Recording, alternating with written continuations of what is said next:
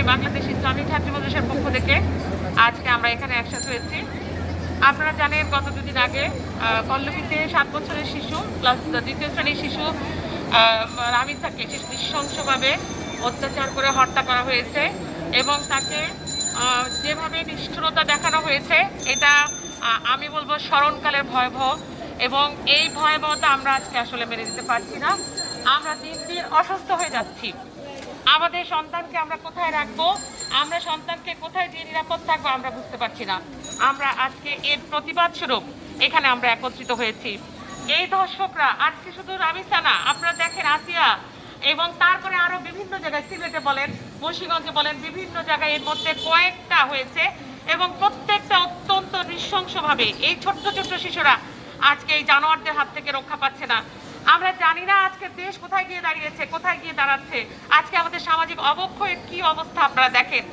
আমরা আমাদের বাচ্চাদেরকে আসলে মেয়ে বাচ্চাদেরকে নিয়ে আমরা শঙ্কিত, অত্যন্ত শঙ্কিত। আমরা যারা মায়েরা আছি, আমরা যারা বোনেরা আছি, আমরা যারা বাবারা আছি, আমরা জানি না আমাদের এই সন্তানদেরকে কি করব, কোথায় গেলে আমরা নিরাপত্তা দিতে পারবো। আজকে সেই আসিয়ার কথা আপনি যদি চিন্তা করেন, সেই নৃশংসতা নিয়ে কত কিছু হয়েছে, মিছিল মিটিং হয়েছে, আজকে তার বিচার কি হয়েছে আপনি বলেন? হ্যাঁ, রায় ঘোষণা করা হয়েছে, কিন্তু রায় ঘোষণার পরে সেই ধর্ষক কোথায় আছে? সে জেলে বসে বসে আমাদের টাকায় তারা খাবার খাচ্ছে, তারা জেলে আছে। তাহলে এর বিচার কি আদৌ আমরা দেখতে পাবো কিনা এটা আমরা জানি না। আমরা এই বিচার চাচ্ছি না। এই ভয়াবহতম নৃশংসতার জন্য আমরা চাচ্ছি তাৎক্ষণিক বিচার, অর্থাৎ আপনি ধর্ষককে ধরবেন।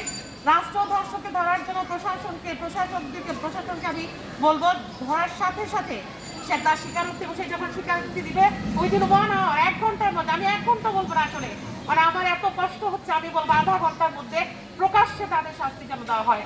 তাদের এই মৃত্যুদণ্ড আমরা শুধু শুনি, হ্যাঁ তাদেরকে যাবতীয় তাদেরকে মৃত্যুদণ্ড দেওয়া হয়েছে, আসলে এটা আমরা কখনো দেখতে পাই না।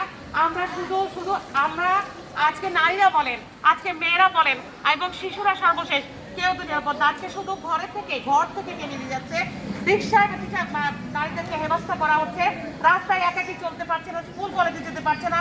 টিচারদের কাছে আপনি শিশুরা নিরাপদ না, আপনার কোনো রাস্তায় নিরাপদ না, আপনার ঘরে নিরাপদ না। তাহলে আমরা এই শাস্তি, সর্বোচ্চ শাস্তি আশা করছি এবং আধা ঘন্টার মধ্যে প্রকাশ্য দিবালোকে মানুষকে ডেকে সবার সামনে এই শাস্তি কার্যকর করতে হবে। আমরা এটাই চাই। আমরা চাই না দিনের পর দিন ধর্ষককে বসিয়ে রেখে এবং এটা বসিয়ে রাখতে এবং জেলে বসে খাওয়াবে।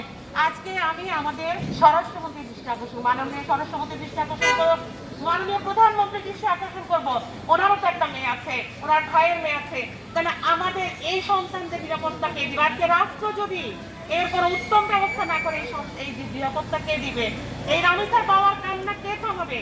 রামিসার বাবা বলছে তার হৃৎপিণ্ড ছিঁড়ে নিয়ে গেছে, তার হৃৎপিণ্ড, তার রামিসা শুধু তার বাবার হৃৎপিণ্ড না, তার আমাদের হৃৎপিণ্ড, আমাদের সন্তান, আমাদের হৃৎপিণ্ড, আমাদের প্রত্যেকের হৃৎপিণ্ড আজকে মনে হচ্ছে ছিঁড়ে নিয়ে গেছে, খুলে নিয়ে গেছে, এরকম লাগছে। আমরা ঘুমাতে পারছি না, খেতে পারছি না।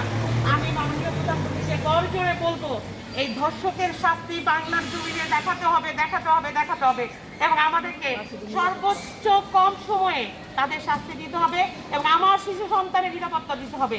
আমরা আমাদের শিশু সন্তানদেরকে নিরাপদে স্কুলে দিতে চাই, আমরা বাসায় নিরাপদে রাখতে চাই। আমরা সারাক্ষণ টেনশনের মধ্যে থাকতে চাই না যে আমার বাচ্চাটা কোথায় গিয়েছে, কেমন আছে, স্কুলে কেমন আছে, ওখানে কেমন আছে, হাউস ফিরুরের কাছে কেমন আছে, তার চাচা মামার কাছে কেমন আছে, এগুলো আমরা দেখতে চাই না, এগুলো আমরা শুনতে চাই না। আমরা চাই আমাদের প্রত্যেকটা বাচ্চা নিরাপদে ঘুরে বেড়াবে। আজকে প্রত্যেক দিন, প্রত্যেক সময় ভোটের আগে মেয়েদেরকে নিয়ে অনেক রাজনীতি করা হয় যে মেয়েদেরকে এটা দেওয়া হবে, এই নিরাপত্তা দেওয়া হবে, নারীদেরকে এটা করা হবে। আর সেই ভোটের পরে সেই নিরাপত্তা কোথায় আমরা জানতে চাই, সেগুলো কোথায়? আজকে নারীবাদীরা কোথায় এটা আমরা জানতে চাই। নারীবাদীরা কোথায়? কেন নারীবাদীরা আজকে রাস্তায় নেই? কেন তারা আমার দেহ আমার স্বাধীনতা, শুধু এই কথাই আমরা শুনতে পাই? কেন আজকে এই বাচ্চাগুলোকে কিভাবে খুন করা হচ্ছে, এইভাবে নৃশংসভাবে তাদেরকে যৌন নিপীড়ন করা হচ্ছে? এটার জন্য নারীবাদীরা কোথায় আছেন? শাহবাগীরা কোথায় আছেন?